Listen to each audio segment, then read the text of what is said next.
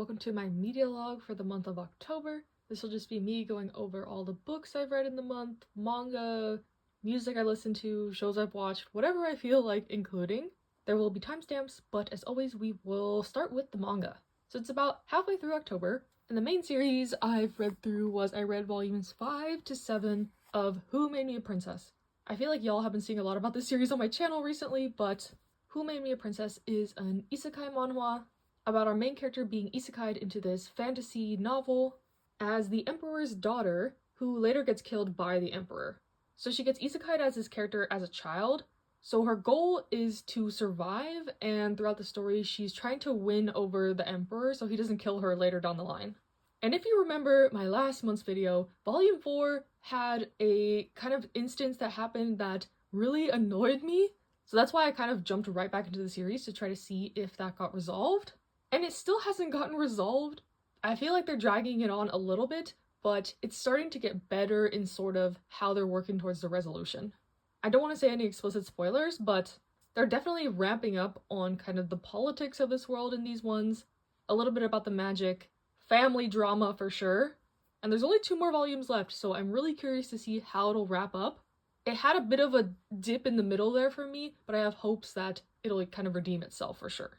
And then I read a bunch of volume 1s for volume 1 Trivlog, so I'll link that in the card and sort of just speed through these here, and if you want to see my in-depth thoughts, go check out that video.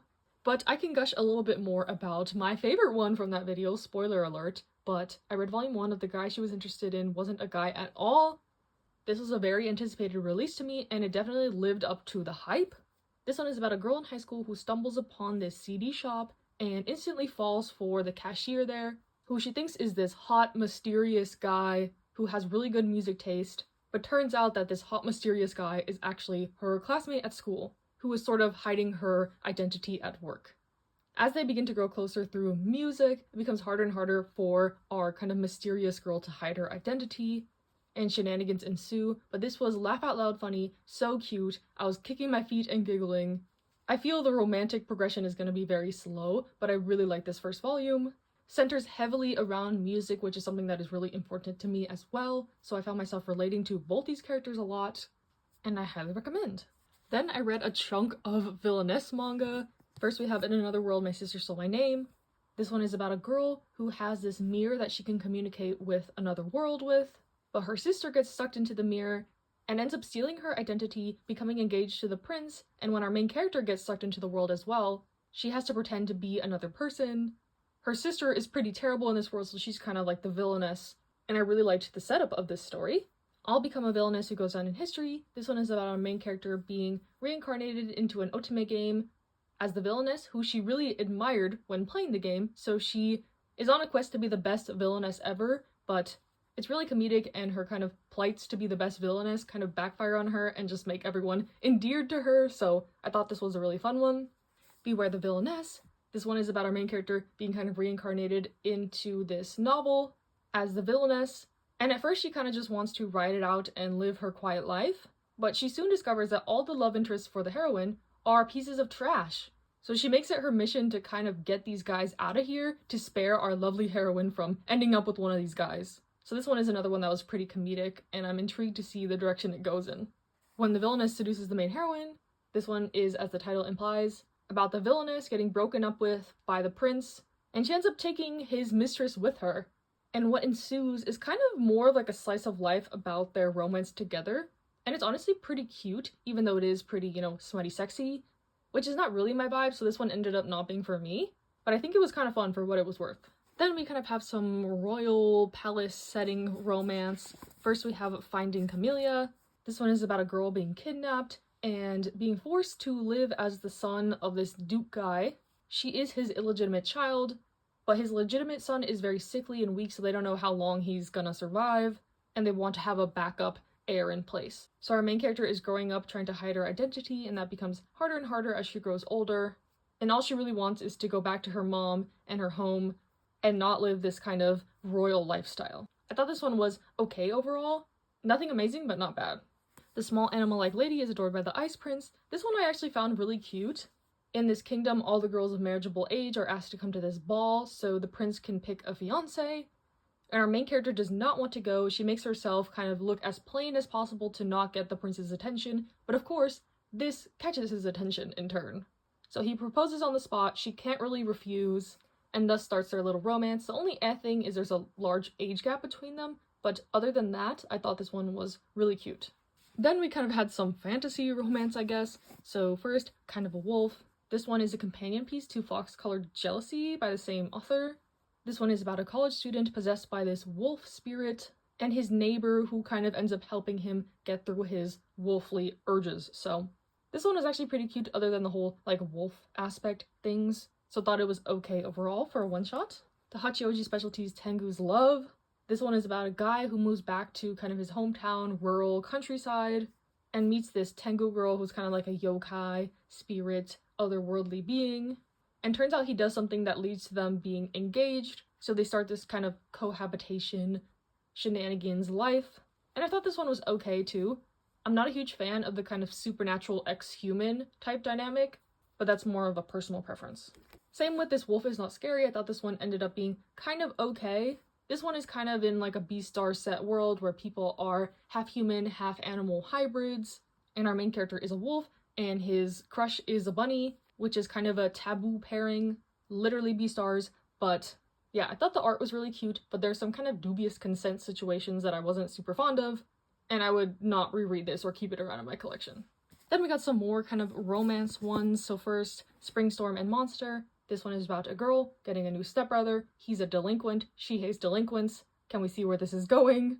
It's a little bit deeper than what I described, but any rumblings of step-sibling incest stuff is a hard no for me, so that's why I can't continue with this one. But honestly, it wasn't that bad aside from that aspect. I do like delinquent-centered stories, and I think if you don't mind the initial dynamic, this one could be good. Lethal Dose of Love. This is a really sad, bittersweet one-shot about two guys who liked each other in middle school, but one had to move away, and as they're reconnecting in adulthood, you discover that the one that moved away just has had a really troubled life, and it's hard for him to open up to have like a real romantic relationship, and it's hard for him to really open up to his past love, and it's about kind of trauma and healing and bonding, and actually pretty impactful once I think back on it. So I did end up liking this one, and I would recommend it if you want kind of a more heavy romance. I'll put the triggers on the screen. And lastly, for the volume ones, I read My Oh My Atami-kun. This one is about a really handsome guy in high school. He's constantly getting asked out by girls, but he's gay, and he has his own troubles with relationships and romance. He gets crushes easily, but he doesn't really know how to express these feelings. And one of his crushes that he confesses to, he ends up just befriending. So he's discovering a lot about friendships and relationships and his sexuality and family life. And I really like these kind of slice of life, introspective human drama type stories. So I ended up liking this one. So yeah, like I said, if you want my in-depth thoughts, go check out that video. But for now, this is all the manga I've read in the month, and I'll be back when I read some more. Hello, it is like the third week in October, and I have a handful of other volumes to talk about. This chunk of reading, I tried to catch up on a bunch of series. Starting with, I read volume 4 of Delinquent Daddy and Tender Teacher, and this continues to be just wholesome, cute, family shenanigans, all the things I love in a manga, basically. This one is about a single father and his kid's elementary school teacher kind of meeting and realizing they knew each other in high school and starting a relationship from there. So it talks a lot about kind of being in a relationship with someone who has a child. Our main character is, you know, his partner's son's teacher, which brings another dynamic. It just feels very grounded in reality and adult, and I love it. So can't wait to read more volumes of this. I think I accidentally bought 2 copies of volume 5, so that'll be coming next month, I think. But highly recommend if you want like a family-centered, cutesy, wholesome BL. There is like some explicit scenes, but it's like 1-ish per volume usually. Then I read volume 7 of In the Clear Moonlit Dusk. This continues to be a solid high school romance series. In this one, they're debating with, you know, telling their friends in the school about their relationship. So some nice developments there. This one is about the 2 princes of the school getting together. Our main character is kind of an androgynous looking girl, experiencing a guy being romantically interested in her for the first time, and he is regarded as like the other prince of the school because he's super handsome. But I do really like their relationship. Then I read volume 10 of A Condition Called Love, one of my favorite ongoing romance series. The last volume concluded like part 1, and this is getting into part 2 of the story. And this volume was wild. It was the most angst we've seen in the series for sure. Hananoi has some kind of wild behavior, more so than his usual behavior. And it's like, I thought we kind of got past this, but it was good to see them have like a genuine argument and Hotaru kind of like stick up for herself and face her past a little bit. Oh my gosh, and there's like a cliffhanger and more drama to come. So this is like the most, I guess, dramatic the series has ever been. There has been conflict before, but this just like ramped it up to another level. And I am the biggest Hananoi defender on the planet, but in this one he almost took it too far. So I'm really interested to see the fallout from that and how they resolve things. And yeah, I really like this volume, even though it feels like the direction of the story is shifting a little bit. It's still great in my opinion. Then I read volume 7 of Oshinoko. I really loved volumes 5 and 6 last month, so I went and bought this volume immediately. This one concludes the kind of play arc, and a pretty big bombshell is dropped in this one, so we're getting closer to like a resolution to the mystery aspect of the series, or at least getting more like hints / clues. So I'm excited to see the direction that this one goes in as well. I'm definitely along for the ride on this kind of mystery, thriller, entertainment industry series. Then I read volumes 2, 3, and 4 of Tamon's B-side. So I read volume 1 of this in a volume 1 tri-vlog recently, and I really liked it because I love stories about the entertainment industry, as we just saw with Oshinoko. But this one is about our idol Tamon on stage. He's kind of like this sexy bad boy persona, but in real life he's kind of like this, kind of depressed, dark, moody, the complete opposite of his stage persona. That's why it's called his B-side. And our main character is a super fan of the idol Tamon, and she ends up being his housekeeper. So in these volumes, we kind of meet some more of the other members of the idol group he's in, and turns out they also have like different personalities than their on-stage personalities, which is fun. The romance is super slow to develop because our main character is so conflicted over the fact that she's like a fan of this idol. She doesn't feel like it's fair that she's getting one-on-one attention from him, and he doesn't really understand, and he's trying to, you know, at one part, they're singing like a love song ballad, and he's like, I've never been in love. So they're trying to help him with this, but then along the way he's kind of realizing his feelings, and it's messy, but I'm continuing to enjoy the series. I think volume 3 was the weakest for sure. They took it a little too far with the, you know, self-deprecating jokes that Tamon does. He's literally about to like jump off the roof of his building at one point. He says he's gonna die without the main character. Like, that was a little much, but in volume 4 it's toned down quite a bit, so hopefully that trend continues. But other than that, I like the characters, I like the story, I love the kind of idol aspects. There's like 2 other of the band members we haven't really gotten to know, so I'm curious to see what their like B-side is, if they have one. But yeah, definitely check this out if you like idol stories and the like. Then I read the sequel to Old Fashioned Cupcake with Cappuccino. I really liked the first volume. It's about 2 guys who are co-workers, boss and subordinate, and the boss character, he's kind of just going through the motions of life, really monotonous, when his younger, like, subordinate takes it upon himself to kind of bring some zest back into this guy's life. And they start a relationship through that. And in this one, it is kind of a direct sequel to the first one. And I feel like we kind of just revisited the same issues in the first volume. And it was a little meh for me, unfortunately. Like, in the first volume, I thought it was really well done how they explored, like, their age gap and the boss-subordinate type thing. And now that they're together, it's like, how can we live together? We need to show up at work at different times. Oh my gosh, he's wearing my tie and someone noticed. And our, you know, boss older character has so much insecurity around this that it made it a little hard to read. I feel like this is realistic, but I was hoping for a more like fluffy domestic life sequel as opposed to more drama. So overall, I do like this 2 kind of volume series, but I'm kind of sad that I liked the first original volume more than the sequel. Let me know what you think if you've read both of these, if you had the same feelings as me, but yeah, a whole volume of them kind of having a fight about their living situation was not my favorite for sure. But something that I did think was great was I finally read volume 6, the last volume of A Galaxy Next Door. This was the perfect ending. I don't know what more to say. This series has been just like the fluffiest, cutest adult romance maybe in my collection / that I've read. I really, really like the series. I know a lot of people kind of fell off from it because there's a weirdish fantasy trope introduced in the beginning, which continues, but it's not as big of a deal going forward in the series. And I mean, you can kind of tell what happens from the cover, But the last chapter of the story is kind of like the first chapter in this, and the rest of this thick volume are like epilogue chapters that are all so cute. I could read about these characters forever. This really motivates me to read Sweetness and Lightning by the same author. I've watched the anime but never read the manga for it. And yeah, I don't know, I highly recommend if you want a domestic, family, life, romance, sort of like Delinquent Daddy and Tender Teacher. It gives that kind of vibe, but this one is even more like sugary, sweet goodness. And I'm so happy that I finally finished the series. A little bittersweet because I didn't want it to end, but this literally couldn't have gotten any better than this ending. So yay, very happy about this. Then I read the one-shot Only the Stars Know by Nagisa Furuya. I own pretty much all of Nagisa Furuya's works that are printed in English, and they just write really sweet, simple BL stories. This one is about our main character who has gotten dumped, he's lost his job, and he's wandering around the park and meets this man who is stargazing. And throughout the volume, they just continue to run into each other and form a friendship/relationship. And the crux of this volume is kind of like following your passions or like pivoting when that doesn't work out. Our main character is in college and the love interest guy, he owns a cafe, but that was not his original job plan. So yeah, I thought this one was short, sweet, cute, nothing mind-blowing, but not terrible. That's kind of how I feel about all Nagisa Furuya's works, other than my summer review. That's my favorite of their works. Probably because that's a series. A lot of the other works are one-shots, so I'd be curious to see more of a full-length series from this author, because I feel like we're just getting a little taste through these one-shots.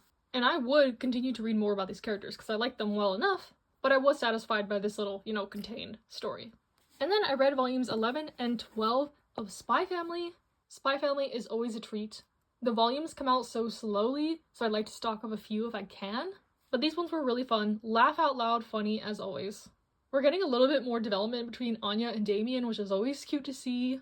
More political intrigue. Volume 12 leaves off on a huge cliffhanger and has a lot more action than like usual in the volumes. Everyone's involved, there's fighting, there's, things going on in the government and between the two countries, and secret documents and double agents, and yeah, I think Spy Family has a really good mix of like the action heavy and like the cute family, slice of life, school life type aspects. So obviously I highly recommend. Can't wait for the new anime season to come out because this is one I actually watched the anime for as well. So all around a good time, highly recommend Spy Family. And then lastly for this reading chunk, I finally caught up with Blue Lock. So I had read up to volume 12 on the K-Manga app, and then I took a pause because I ran out of like the free chapters, and now the physical release is finally caught up to that, so I decided to, continue with the physical from now on. And I was really happy to jump back into the story. This is where the new season of the anime starts, if you're curious, because I've seen that they kind of are dropping the ball in the animation at least, so that's unfortunate. I did like the first season of the anime. I watched that as well recently to kind of get myself caught back up to speed, refresh my memory on the series before I went back to the manga. But yeah, this starts the next like phase of the Blue Lock project, I guess. We're getting to know more of the other characters. The match that they're in is really exciting. Oh, I just noticed these like their chains kind of connect. That's kind of cute. But yes, highly recommend Blue Lock if you want kind of a more fantastical action battle royale focused sports manga. This is not going to be like Slam Dunk or Haikyuu, that's for sure, but I really like it regardless. I pretty much like any sports manga, so it's not surprising. But yeah, really like Blue Lock. Excited to continue now into new content, and I'll be back to recap once I read some more. Okay, hello, it is the end of the month, and I will recap all the rest of the manga I've read. It is quite a bit, so buckle in. Starting with some one-off volumes, I read volume 3 of 365 Days to the Wedding. I was in a bit of a I can't decide what to read, so I pulled out the like random spinner wheel, and some of these picks were from that, including this volume 3. I think this story started out really strong. It's about two coworkers who pretend that they're engaged to kind of avoid being transferred to another location of their work. So it's a fake dating, fake engagement trope, which is one of my favorites. Workplace romance type vibes. But they're very quick to kind of give up on this whole like charade. They're both very awkward people. They don't really know even how to keep up the charade, so already at volume 3, it's getting a little bit stagnant/stale to me. The actual romance is super slow burn, and now with the aspect of the kind of fake dating not as prevalent, it's kind of like, okay, like, where is the substance in this for me? So I don't know, maybe I'll try another volume or try the anime. It is airing this season. to see if I can get a little bit ahead and see if there's anything coming that like I would want to stay with the story for. Which is kind of a shame because I love this author. They're the author of The World God Only Knows, which I really want to be printed in English. So I was like, okay, if I support this, maybe they'll get the hint that we want more of the author's other works, or at least I do. Maybe I'm the only one. But yeah, I thought volume 3 overall was kind of just which is kind of sad because I think the story had a really promising start and premise. Let me know if you've read further past this, or you're watching the anime and it gets better, or kind of just stays the same. I'm curious to know. But something that never disappoints me, we have volume 12 of Cherry Magic. This one focuses more on the side couple and their development, which is actually good. I like their dynamic a lot. It's a very different progression from the live action show, in that they kind of get a whole different trajectory of their relationship. So it's interesting to see like the source material, how it's really playing out. While our main couple is continuing in their kind of marital bliss, they have sort of an argument in this one, which is nice to see. Don't get me wrong, I love my fluffy romance where everything is sunshine and rainbows, but you gotta have a little bit of conflict every now and then. Nothing extreme, but a welcome change of pace sometimes is good. So yeah, volume 12, love it, as always, not surprised. Nobody is surprised. Always a treat when one of these volumes comes out. I think they're up to volume like 14 in Japan, so we're kind of quickly approaching that, which is a little concerning, but yeah, one of my favorite series. I don't need to say any more about it. I think we all know by now. And another volume 12, coincidentally, we have volume 12 of My Dress Up Darling. This story is about 2 kids in high school. The main character, his family runs a business selling Hina dolls. It's kind of these like celebratory dolls that are really intricate and fancy. And his classmate really likes cosplay, so he's able to utilize his doll making skills to help her make cosplay. Their romance is really, really slow burn, but I've come to adore and love the characters and the cosplay aspects and the setting. And in this one, we do get some deeper conversations about being an artist and like never being satisfied with your work. Our main character is like so engrossed in this cosplay making. He wants everything to be perfect. And that's something the love interest character can't entirely relate to him with, because she's like, it looks perfect, it looks great, it looks good. But he's like, it has to be the perfect fabric. Oh, this little thing is off. Like, how do I make this? He's like always striving for innovation and the perfection and the newest thing. And his grandpa has to explain to her, like, he's never going to be satisfied with the product. So encourage him and compliment him as much as you can to keep him going. And I don't know, I thought that kind of discussion was really nice to see. I think there's like a stereotype about this series that it's just like this ecchi, sexy cosplay manga, but it's kind of far from that. The explicit content warning is almost like not needed at all, to be honest. But yeah, I love the series, I adore the series. Another one where I'm always happy to read a new volume of it. Then I read volumes 4 and 5 of Like a Butterfly. This is technically a reread. I had read this scanned a long time ago, and now it's finally being printed in English physicals. So I decided to like revisit the series and see if I still liked it, because I rated it like an 8 or 9 out of 10 back in the day. But I think teenage me's brain is not the same as my brain and my heart now, obviously, because I find this story to be quite boring.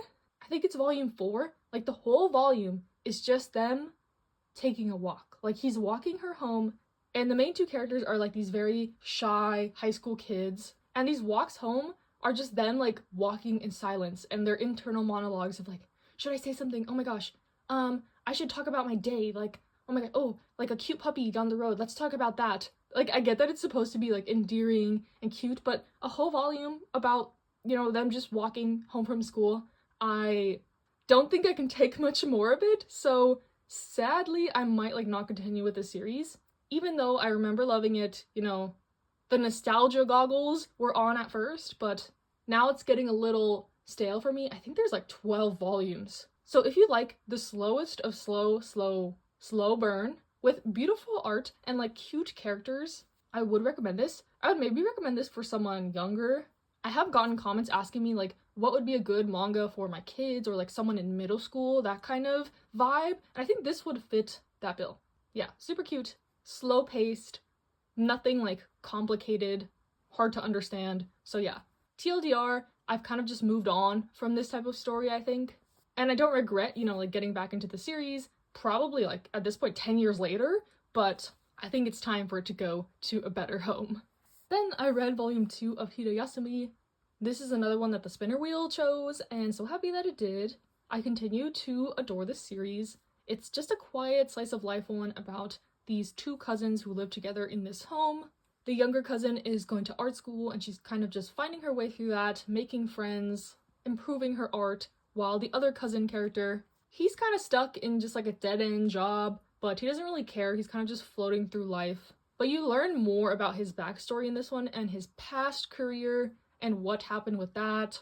There's some potential romance blossoming, and overall just a really nice story that I am enjoying immensely and I think I will continue to. So I pre-ordered the next couple volumes and can't wait to read more. And then I read the series Anti-Romance, volumes 1 and 2 complete. Technically volume 1 was a reread, but I had read it so long ago that I wanted to just reread it and read the complete story in one. I remember volume 1 being okay, so. I picked it up initially because I think this author is pretty well known. They've written Blue Morning, another BL series, I believe. And when I heard the premise was like childhood friends, roommates, situationship type vibe, I was like, oh, that's right up my alley. But rereading it, I saw the series in a whole new light and I came to appreciate it quite a bit, especially reading the whole series in one go. So this one is, as I implied, about these childhood friends, and they rent an apartment together in Tokyo. They've been living together for 6 years and are still kind of not talking about the feelings that are there, but it's coming to kind of a breaking point. Our main character is thinking it's now or never. I'm gonna just make a move finally and see what happens. But the roommate best friend character, he's very avoidant, doesn't want to talk about his feelings, runs away at the first sign of danger. So this kind of duology is about them getting together, trying to get past their issues. There's a lot of miscommunication, but it adds to the tension in my opinion. Usually I hate miscommunication tropes, but in this instance I actually really liked it. It was messy, but it felt realistic. I liked their relationship. I love, the childhood friend aspect, because it adds a lot more history to their relationship. They're not just roommates. Their whole lives are intertwined. So that's why I like that trope a lot. But if you also like these kinds of vibes, I would recommend this, and I'm glad that I read these. There's also really nice color pages in the back of both these volumes, a kind of art gallery type vibe, so that's an added bonus. So yeah, would recommend this little duology for sure.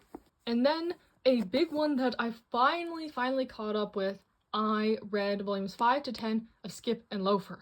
So before I dove back into the manga, I actually watched the anime to kind of refresh my memory, because it turns out that it's been 2 years since I read the series. And what had happened was, the series is so good that I didn't want to run out of volumes, so I kept putting off reading them to stack up more volumes, and then people kept saying there was cliffhangers, so wait for the next volume to come out. So that's what I was doing, and it just spiraled, and now we're here, and I was 6 volumes behind on the series. So in that time, the anime had come out, so I watched the anime and I thought it was, a lovely adaptation, super cute, and it covered the first 4 volumes. So then I jumped back into the manga, I reread volume 5, and then I read volume 6 through 10 for the first time. And what more can I say about this manga?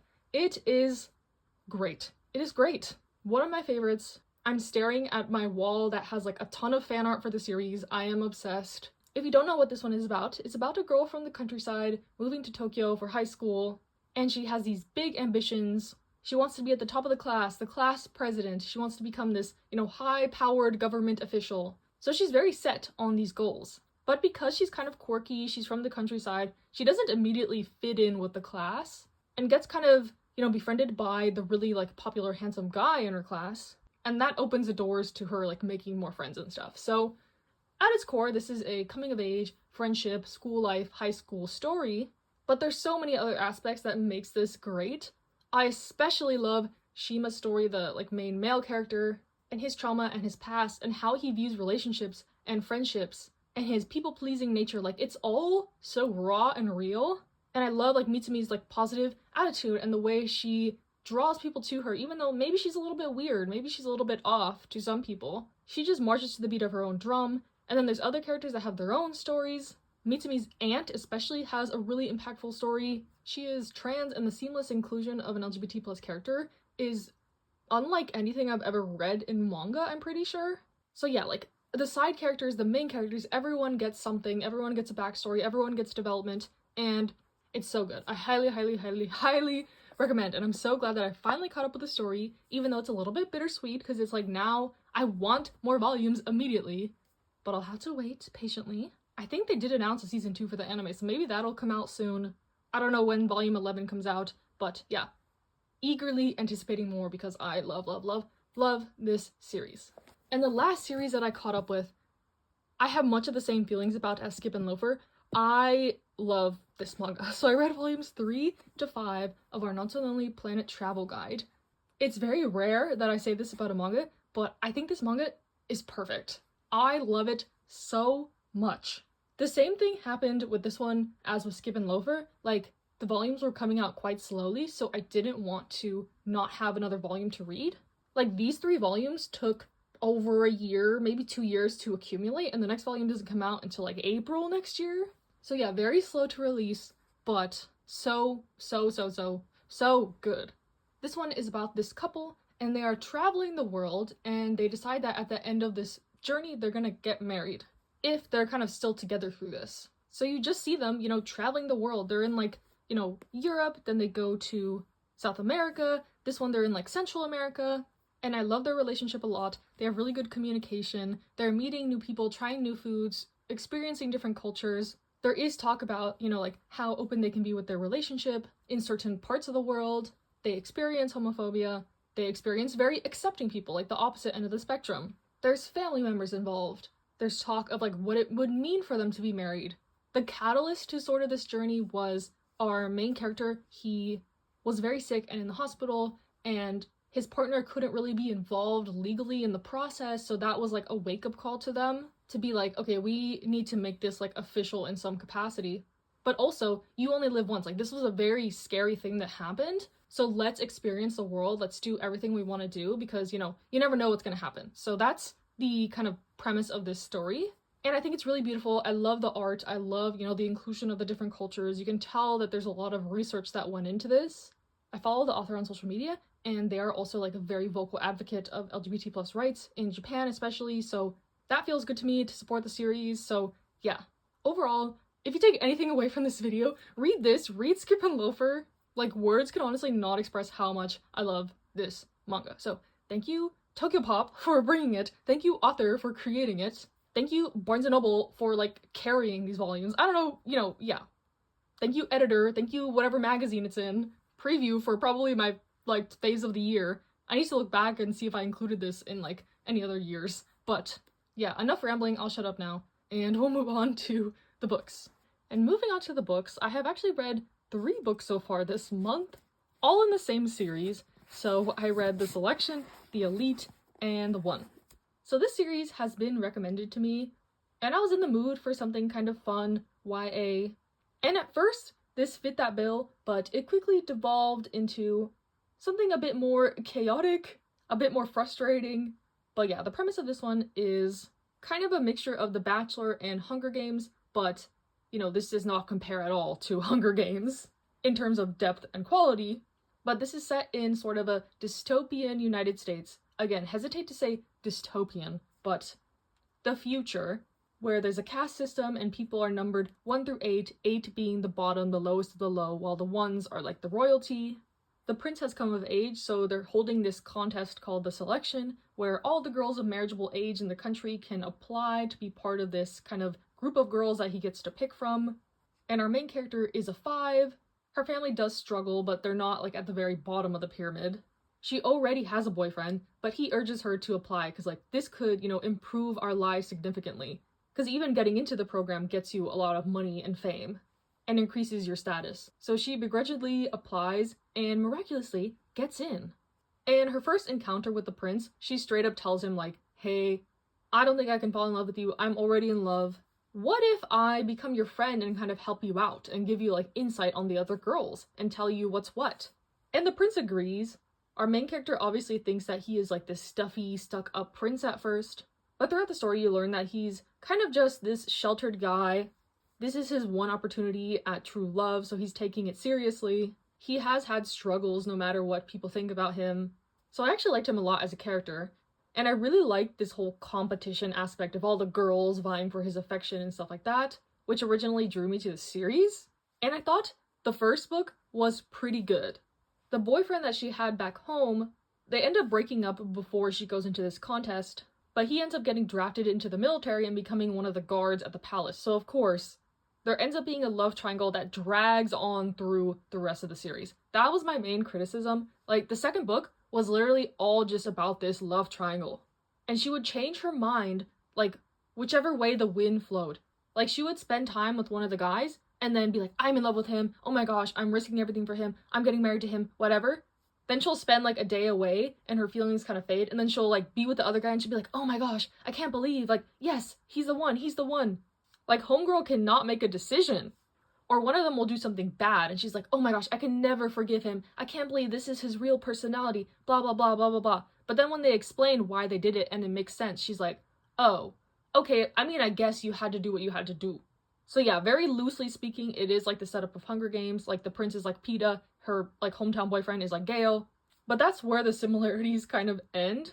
Aside from the whole love triangle plot, the politicalness and the quote-unquote world building is shoddy at best. The whole trying to make this a dystopian universe is so bad, it's almost laughable.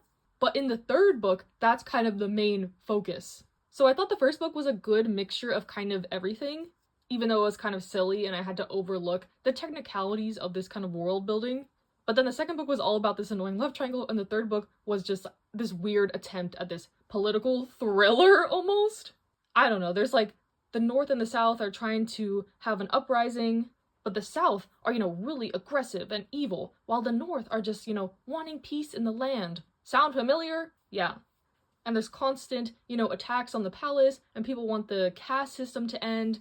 And our main character is supposed to be this, like, badass girl who knows what's really going on in the world, and she has to bring all this to the attention of the prince. Like, people starve, and people go hungry. And the prince is like, what? Really? That's going on in my kingdom? It's, like I said, is this deep and thought-provoking? No. Is this good? No. Would I recommend this? No. Is it enjoyable? Yes. I ate these books up, like, in 3 days. I read them all. I couldn't put them down. It's just like eating too much candy. It's bad for you, but it's enjoyable, it's addicting. And for that factor alone, I would say give it a try, but just literally don't take this seriously at all. And that being said, there's like 2 more books in the series and kind of a short story collection that I plan to read. I'm just too invested, I fear, in this story. Maybe I'm just torturing myself at this point, but I can't stop stuff in the middle. I must continue to the end, even though this annoyed me and frustrated me to no ends. It felt good to let that out. But anyways, I'll be back if I read, more books this month. Okay, hello, it is the end of the month, and I have read 1 more book so far this month, and that was The Maid. So this one is about our main character who works in this very fancy, prestigious hotel. She is a maid, housekeeper, and she loves her job, she loves the organization, she loves cleaning, she loves the structure, she loves the routine. And at the beginning of the novel, there is a murder in one of the suites of this very, famous rich businessman. And she becomes a prime suspect in the murder because she has, befriended the wife of this guy. She cleans their room. She was the one who reported the crime. And the novel is her kind of teaming up with some other people in the hotel to try to absolve herself and figure out who the real killer was, stuff like that. So it's supposed to be this kind of like fun whodunit mystery. But I found that this ended up being kind of just okay. The main character I found quite insufferable to read her inner monologue. So her thing is like, she's not very good at picking up social cues. She was raised by her grandmother, so she kind of speaks in this like old-timey way that people find a little bit charming, some people find very annoying. And she's just kind of, clueless about a lot of things. So it can be frustrating to, have her as the main character is what I'm trying to say. But I do like some of the side characters. I like how they, came together to solve this mystery. And I do know that there's like a couple more books in this series. I didn't realize it was a series, but this can definitely be read as a standalone. And I thought it was, okay overall. So yeah, kind of a mediocre month for the books, honestly. But that's okay. They can't all be 5-star hits. And other than the books, I didn't watch any shows other than the anime for Skip and Loafer. I listened to some music, so let's see if there's anything that stood out to me from the month. One standout for sure was Yuta from NCT 127's debut. It's very different from, NCT's music. It is a rock concept. I don't know that much about like metal music, so I don't know if I would classify it as that, but it's very, you know, hardcore, and a lot of the songs are really good. I know he participated in writing like most of the songs, and it was very impressive. The visuals are stunning for like the music video, and I'm glad that he got to showcase like his style and his music. I was very impressed. I've been very impressed by all of the NCT solos, honestly, and I can't wait to see like what more comes out from them. Like Jaehyun had a very nice, solid, like R&B inspired album. Do-young was more on the ballady pop side, but I really liked his album as well. I love Ten's album. Taeyong is iconic. Like, they have so much potential, and I'm glad that SM is finally tapping into that, even though SM is doing a lot of other shady stuff that I don't agree with, obviously. All the K-pop companies seem to be in hot water right now. HYBE is terrible. They've been terrible, but like, if you know, you know, with like the documents coming out and their surveillance of other companies and other groups and the like heinous language that they use to describe like other idols. Yeah, terrible, terrible. And you know, Sungkwan from 17 released a statement that was really powerful in my opinion about how idols are not a commodity, they're not your playthings, they're real humans. So yeah, lots of stuff going on in the K-pop world. But other than Yuta's solo, I think Kiss of Life had some good songs on their newest album, so has ITZY. Zero Base One did an OST for like the Pokemon anime, which was really good in my opinion. I love it. Their Japanese music so far has been really, really good. You know, Yuta Yuta, obviously. So can't wait to see more of that if they decide to release more Japanese stuff. Billy had a nice comeback. I love Billy. I love their music. Remembrance Candy is such a cute, nice song. And then APT by Rosé and Bruno Mars is stuck in my head constantly. I think everyone has it stuck in their head. It's so catchy. It's so good. Honestly, I was kind of shook that Rosé did this type of song. I haven't liked any of her other solo music before, but this definitely gets me excited for her upcoming album. The Blackpink girls have been pumping out music ever since they left YG. I know Rosé's still in the Black label, technically, but Lisa's music isn't entirely my style. Jennie's Mantra was cute, but like Rosé with APT, if that's like the style she's gonna be going for, I think it's gonna be amazing because I love that song. So yeah, and I thought Bruno Mars was a nice feature. And the fact that they did like a music video together and everything makes it feel more like a genuine collaboration. So yeah, that was everything for October. Lots of great manga, some okay books, some good music. Let me know in the comments what you experienced this month, if there's anything that stood out in a good or bad way.